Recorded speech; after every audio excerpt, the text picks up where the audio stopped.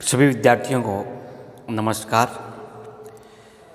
आज की इस ऑनलाइन क्लास में हम कक्षा 11वीं के जीव विज्ञान का तीसरा लेसन प्रारंभ करेंगे। इस लेसन का नाम है वनस्पति जगत। ये वही वनस्पति जगत है जिसे आर.एस. व्हिटेकर की वर्गीकरण प्रणाली के अंतर्गत प्लांटी अथवा पादप जगत नाम दिया गया था। तो पादप जगत और वनस्पति जगत एक ही है। ये ऑनलाइन क्लास गायत्री विद्या मंदिर उच्च माध्यमिक विद्यालय सांचौर द्वारा संचालित है और इस विद्यालय द्वारा इसी के YouTube चैनल पर ये वीडियो अपलोड किए जा रहे हैं, जिसको आप देख रहे हैं, पढ़ रहे हैं।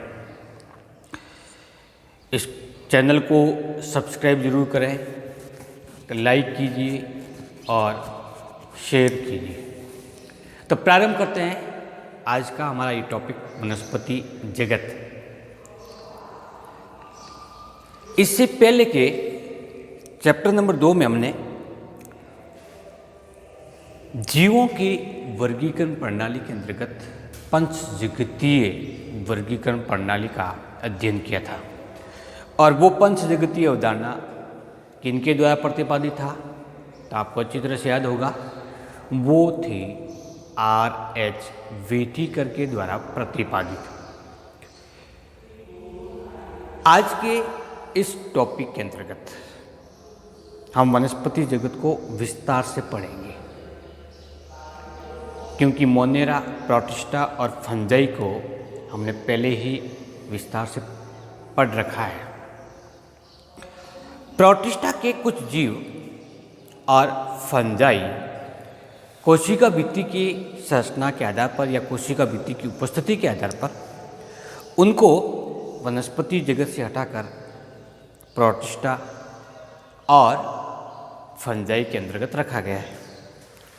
एकमात्र यही कारण है कि साइनोफाइसिस शैवाल, जिसको नील हरित शैवाल कहते हैं, में कोशिका भित्ति की संरचना की उपस्थिति के आधार पर ही उसको शैवाल से हटा करके वर्तमान में बैक्टीरिया के साथ में रखा है, प्रोटिस्टा जगत में रखा हुआ है। इसलिए इसको साइनोफाइसी शैवाल के स्थान पर वर्तमान में हम उनको साइनोफाइसी जीवाणु के नाम से जानते हैं। इस वनस्पति जगत में किन किन पादपों को रखा गया है, तो पहला शैवाल, दूसरा ब्रायोफाइटा, तीसरा टेरिडोफाइटा, चौथा जिम्नोस्पर्म और पांचवा एंजियोस्पर्म।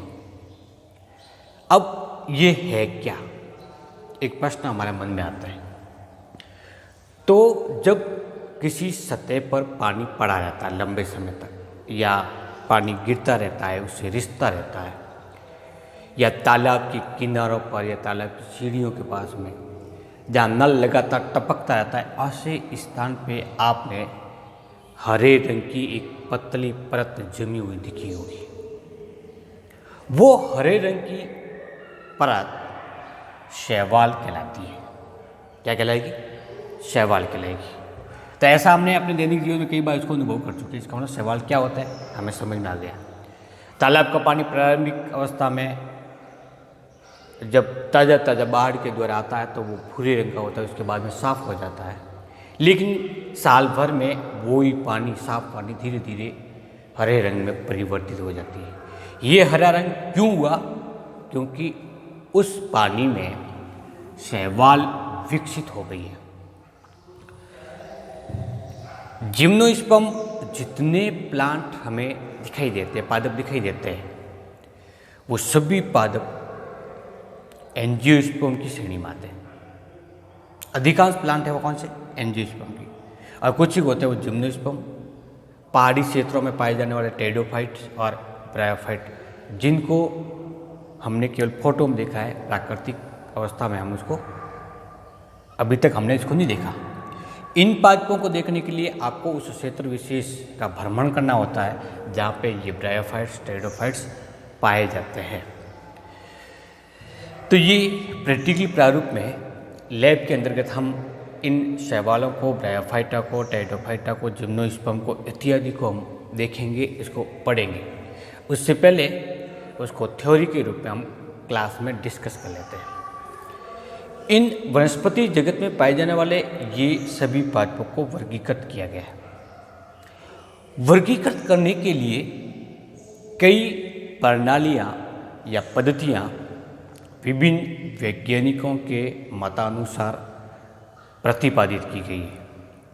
ये अलग अलग की आवश्यकता इसीलिए हुई क्योंकि प्रारंभिक अवस्था में जब पादपों को या जीवों को वर्गीकृत करना प्रारंभ किया गया तब सामान्य लक्षणों का अध्ययन हुआ था। लेकिन जैसे जैसे विज्ञान का विकास बढ़ता गया, नए नए लक्षणों के बारे में जानकारी प्राप्त होती गई, तब उन वैज्ञानिकों को ये लगा कि जिन पादपों को या जीवों को हम अलग अलग समूह में रखें वो मूल रूप से एक ही पूर्वज से उत्पन्न हुए हैं, अर्थात वो निकट पीढ़ी के पादप हैं।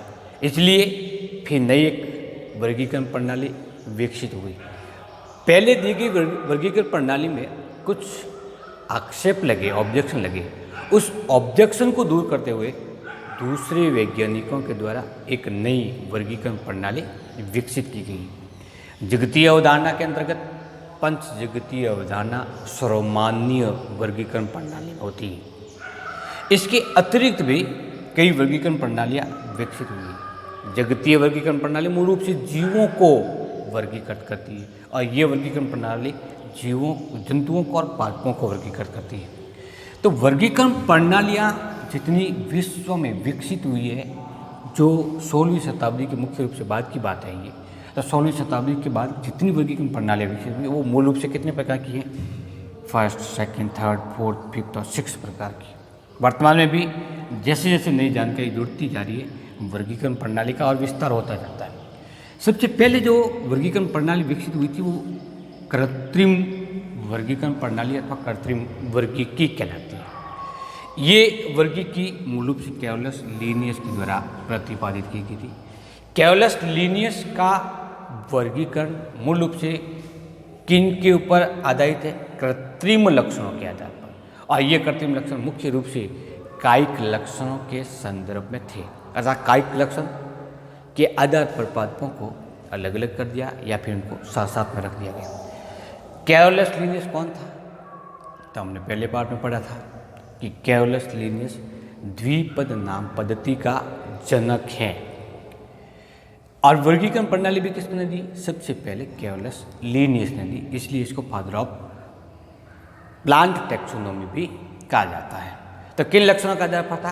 कायिक लक्षणों का आधार पर। तना कैसा है, रूट कैसी दिखती है, पर्ण की संरचना कैसी है, पुष्पीय संरचना बाह्य रूप से कैसी दिखाई देती है, तो कायिक लक्षणों के आधार पर। वर्गीकरण प्रणाली का दूसरा जो प्रकार है वो है प्राकृतिक वर्गीकी अथवा प्राकृतिक वर्गीकरण प्रणाली। इसमें क्या था कि कायिक लक्षणों के साथ साथ में जनन लक्षणों को भी सम्मिलित किया गया कि पुष्पीय संरचना कैसी है, पुष्प में दल कैसे हैं, बाह्य दल कैसे है, पुंकेसर कैसे हैं, जायांग कैसे हैं, और उसके आपस में जुड़ी हुई संरचना है या मुक्त है के आधार पर एक नई वर्गीकरण प्रणाली विकसित हुई। उसको नाम देते हैं प्राकृतिक वर्गीकी। ये प्राकृतिक वर्गीकी या कायिक लक्षणों और जनन लक्षणों को सम्मिलित करते हुए जो वर्गीकरण प्रणाली विकसित की गई वो सबसे ज़्यादा मान्य है जॉर्ज बेंथम और हुकर के द्वारा प्रतिपादित वर्गीकरण प्रणाली। और उसी वर्गीकरण प्रणाली या पद्धति को बेंथम और हुकर वर्गीकरण पद्धति भी कहा जाता है। ये वर्गीकरण पद्धति विश्व में सर्वसामान्य रूप से माननीय वर्गीकरण प्रणाली के रूप में मानी जाती है। भारत में अधिकांशतः बेंथम और हुकर वर्गीकरण प्रणाली का प्रयोग किया जाता है। कहाँ प्रयोग करेंगे? जैसे आपने एक टॉपिक में पढ़ा था कि हर्बेरियम क्या होता है, तो हर्बेरियम शीट बनाना सीखा था। उस शीट को व्यवस्थित कैसे करना है, व्यवस्थित करने के लिए वर्गीकरण प्रणाली की आवश्यकता होती है, और वो कौन सी है? बेंथम और हुकर वर्गीकरण प्रणाली। फिर और जैसे जैसे विकास हुआ वैसे वैसे कृत्रिम वर्गीकरण और प्राकृतिक वर्गीकरण पद्धति पर्याप्त जीवों को पादपों को वर्गीकृत नहीं कर सकी, कुछ एक आक्षेप लगे, इसीलिए एक नई वर्गीकरण प्रणाली विकसित हुई, उसको नाम देते हैं जातिवर्तीय वर्गीकी। इस वर्गीकी में कायिक और जनन लक्षणों के साथ साथ उद्विकास को भी सम्मिलित किया गया, जीवाश्मीय प्रमाण मिले उसको भी शामिल किया गया। तो विकासीय प्रवृत्ति को सम्मिलित करते हुए नई वर्गीकरण प्रणाली विकसित की गई, उसको नाम देते हैं जातिवर्तीय वर्गीकी प्रणाली। हचिंसन के द्वारा दी गई वर्गीकरण प्रणाली है वो जातिवर्तीय वर्गीकरण प्रणाली कहलाती है। तो कुल कितनी हुई? 3, कृत्रिम, प्राकृतिक और जातिवर्तीय। मूल रूप से वर्गीकरण प्रणालियाँ वो 3 प्रकार की होती हैं। इसके बाद में भी विज्ञान के विकास के साथ साथ में संख्यात्मक कोशिका वर्गीकी और रसायन वर्गीकी भी विकसित हुई, क्योंकि इन तीनों वर्गीकी प्रणाली को भी सम्मिलित करते हुए जीवों का पादपों का वर्गीकरण करें तो भी पर्याप्त मात्रा में नहीं हो पाता।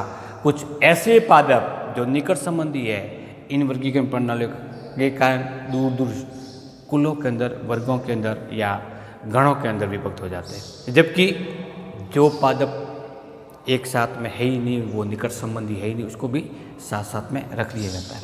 इसलिए कौन सी विकसित हुई? संख्यात्मक वर्गीकरण प्रणाली। इसके अंतर्गत क्या कहते हैं कि इन पादपों में पाए जाने वाले लक्षणों, चाहे वो उद्विकासीय हो, जनन लक्षण हो या फिर कायिक लक्षण हो, उन लक्षणों को एक विशेष कोड दिया जाता है। क्या देंगे? कोड।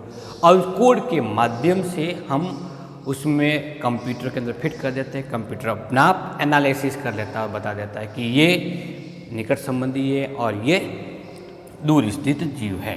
तो ये कहलाती है संख्यात्मक वर्गीकी, वो वर्गीकरण प्रणाली जिसमें किन्हीं लक्षणों को कोड के माध्यम से कोडित कर एनालिसिस किया जाता है। एक अन्य वर्गीकी का महत्वपूर्ण भूमिका होती है वर्गीकरण में, उसको नाम रहता है कोशिका वर्गीकी। जैसे जैसे सेल की स्ट्रक्चर समझ में आने लगी, सेल के अथवा कोशिका के गुणों को भी वर्गीकरण में सहायक टूल्स के रूप में उपयोग में ले जाने लगा। अब वो क्या था? गुणसूत्रों की संख्या कितनी है? 2n है, 4n है, 6n है। गुणसूत्रों की संरचना कैसी है, उनका व्यवहार कैसा, उनकी रचना कैसी है, इत्यादि को भी इसके साथ में सम्मिलित किया गया। संख्या के तौर पर यदि हम बात करें तो एक होता है n प्रकार के गुणसूत्र, इसको हम अगुणित गुणसूत्र भी कहते हैं। दूसरे होते हैं, उसको नाम देते हैं 2n। तीसरे होते हैं वो होते हैं 3n, 4n, 5n, 6n, इस प्रकार से आगे बढ़ते जाते हैं। तो ये है अगुणित, ये कहलाते हैं द्विगुणित, ये कहलाते हैं त्रिगुणित, चतुर्गुणित, पंचगुणित, षटगुणित अथवा बहुगुणित। कुछ पौधे ऐसे होते हैं जिसमें गुणसूत्रों की संख्या n है तो वो पास पास में, और कुछ ऐसे हैं जिनमें 2n है, किसी में बहुगुणित भी पाई जाती है। तो गुणसूत्रों की संरचना भी वर्गीकरण के अंतर्गत सहायता प्रदान करती है। गुणसूत्रों की संरचना के आधार पर यदि वर्गीकरण कर रहे हैं हम तो उसको नाम देता है कोशिका वर्गीकी।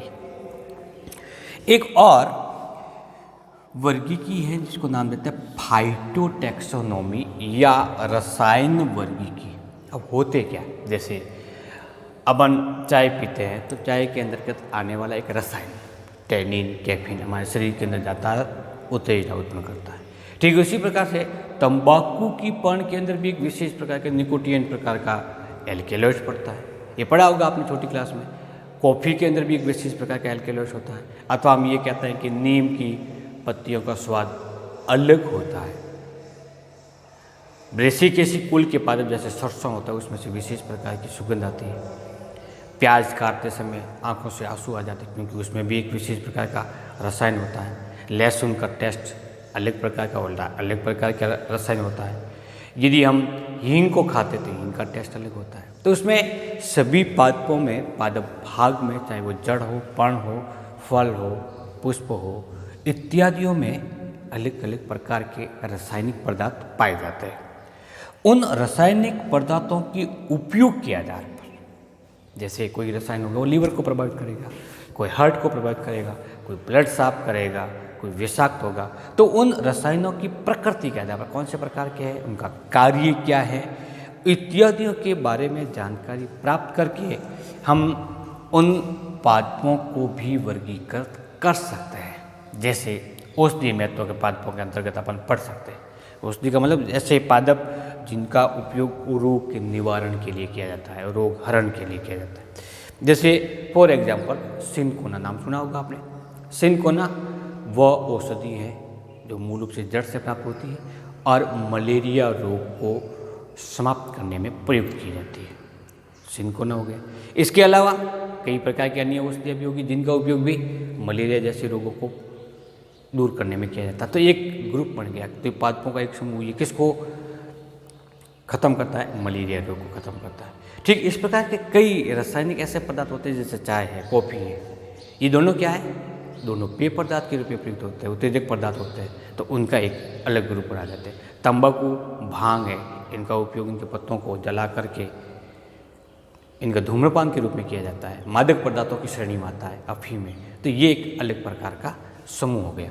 तो पादपों में उपस्थित रसायनों के विश्लेषण के आधार पर यदि हम उन पादपों का वर्गीकरण कर रहे हैं या फिर उन लक्षणों को हम वर्गीकरण में सहायक मानते हैं, तो इस प्रकार के लक्षणों युक्त वर्गीक को नाम देंगे रसायन वर्गीकी। तो प्रिय विद्यार्थियों, आज के इस पादप जगत के भाग नंबर 1, पहला भाग हुआ हमारा ये, क्योंकि ये पार्ट बहुत लंबा है इसलिए इसको छोटे छोटे भागों में पढ़ना पड़ेगा। इस पहले भाग के अंतर्गत हमने केवल और केवल क्या डिस्कस किया है कि वर्गीकरण प्रणाली कितनी होती है और इस वनस्पति जगत में किन किन जीवों को, किन किन पादपों को या पादप समूह को रखा गया है। अगले वीडियो के अंतर्गत या लेक्चर्स के अंतर्गत हम वापस डिस्कस करेंगे शैवाल क्या होते हैं, कैसे होते, इनके लक्षण कितने, इनके समूह कितने, इत्यादि प्रकार के। फिर कंटिन्यू प्रारूप से हम एक एक पादप समूह को पढ़ते जाएंगे। आशा है कि आपको ये वर्गीकरण पद्धतियाँ समझ में आ गई होगी। आप इनका आसानी से लेसन के साथ साथ में नोट्स बनाते जाइए। Thank you.